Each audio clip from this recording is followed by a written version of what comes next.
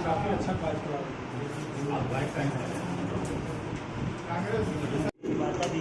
हर एक व्यक्ति का हर एक व्यक्ति का ये विचार निरंतर सभी समाज सेवकों के मन में ये घूमता रहता है।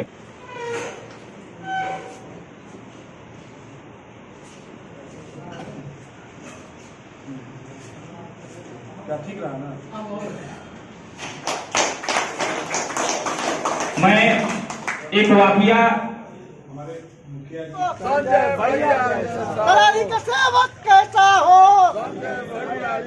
तलारी का विधायक। मैं चाहता हूँ जितने भी हमारे जनप्रतिनिधि हो, वो चाहे वार्ड मेंबर हो, समिति हो या जिला पार्षद हो या माननीय विधायक हो, माननीय एमपी हो, सीधा सीधा उनका उद्देश्य जनता का समस्या का निवारण करने का हो, जनता के साथ देने का हो, जनता का पीड़ा हरने का हो।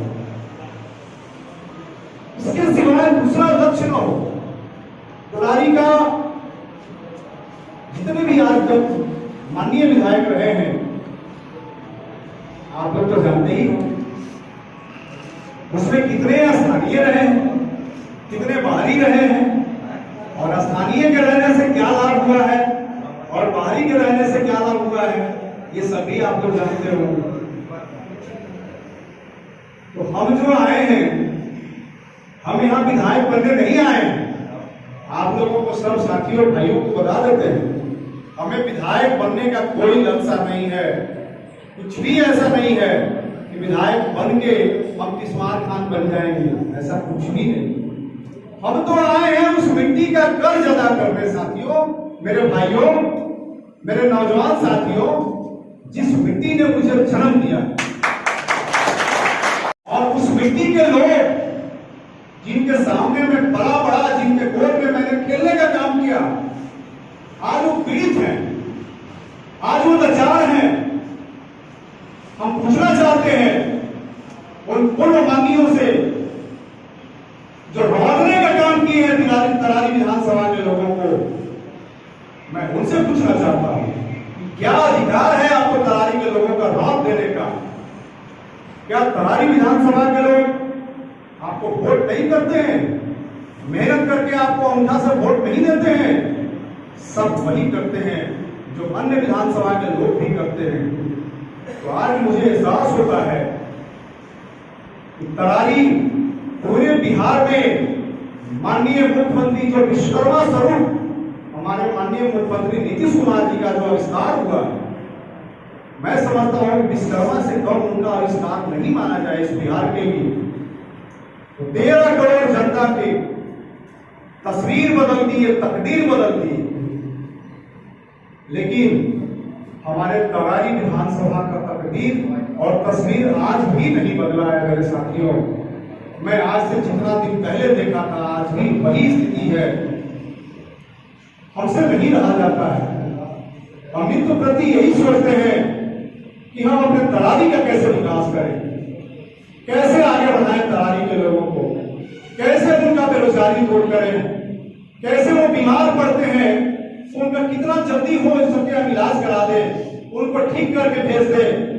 यही मेरे नियत में रहता है, यही मेरे मन में रहता है, और यही मेरी सोच रहती है जिसके प्रति आप लोग विश्वास नहीं करेंगे। मैं कितना टाइम सोता हूं, मैं आपको बता देना चाहता हूं। मैं सुबह 7 से 8 बजे जग जाता हूं, उसके बाद तैयार होकर मैं निकल जाता हूं। राजनीतिक क्षेत्रों में माननीय मुख्यमंत्री जी का कार्यक्रम हो या पार्टी का कार्यक्रम हो या विधानसभा में सर्वे चल रहा हो, सारे कार्यों को करके हमारा लौटने का टाइम होता है 11 बजे, और उसी बीच में हमारे जितना जनार्दन जनता जनार्दन का फोन आता है या कोई समस्या आता है, हम घर में नहीं रहते हैं, सचिवालय, विधानसभा, माननीय मंत्री के यहाँ, मुख्यमंत्री के यहाँ रह के सारे लोगों की समस्या का समाधान वहीं से करने का काम करते हैं। और आज तरारी विधानसभा के पीरों में हम अपने हजारों तरारी विधानसभा के जनता जनार्दन, मेरे साथी, नौजवान भाई, मेरे गार्जियन, मेरे मीडिया के साथी, इन लोगों को मैं अगर उपस्थित होने का कार्य किया हूँ तो इस लक्ष्य से, इस उम्मीद से, इस व्यू से मैं सीधे तौर पे आपको बताना चाहता हूँ कि बिहार के मुखिया, बिहार के यशस्वी मुख्यमंत्री माननीय नीतीश कुमार जी ने मुझे बिहार विधानसभा में कक्ष में मैंने उनसे आग्रह किया, उन्होंने कहा जाइए आप तैयारी कीजिए और अपने विशेष सचिव जो IAS अफसर हैं अनुपम जी, उनको भी बोले कि इनका बोल दीजिए ये चुनाव लड़ेंगे और आप जाइए। तो मैं समझता हूँ कि हमारे बिहार के मुखिया श्री नीतीश कुमार जी का जब मुझे आदेश प्राप्त हो गया तो उनसे बड़ा कोई आदेश नहीं होता है। इस नाते, इस लिहाज से मैं अपने तरारी विधानसभा के साथियों, गार्जियनों और मीडिया के साथियों के समक्ष इस बात का ऐलान करता हूं कि मैं तरारी विधानसभा के उपचुनाव 2024 NDA की तरफ से मैं चुनाव लड़ूंगा और जीतने का काम करूंगा और तरारी विधानसभा को नंबर 1 बनाने का काम। वैसे इन सबसे पार पाएंगे? देखिए, जब तक आदमी, मनुष्य के जीवन में चुनौती न हो, काम करने में आनंद नहीं आता। हमने कुछ देर पहले कहा अपने अभिभाषण में कि हमारा तरारी विधानसभा सबसे पिछड़ा हुआ विधानसभा है। पूरे विधानसभा में 243 विधानसभा में सबसे कम कार्य हुए हैं, कम विकास हुए हैं, सो तरारी में हुआ है। तो इसका सीधा सीधा यही है कि इतना आज पिछड़ा हुआ विधानसभा है और इसको मुझे नंबर 1 बनाना है। मेरी यही लक्ष्य है, मेरा यही उद्देश्य है, मेरा यही विजन है। तो ये सीधे सीधे मेरे लिए चुनौती ही तो होगा।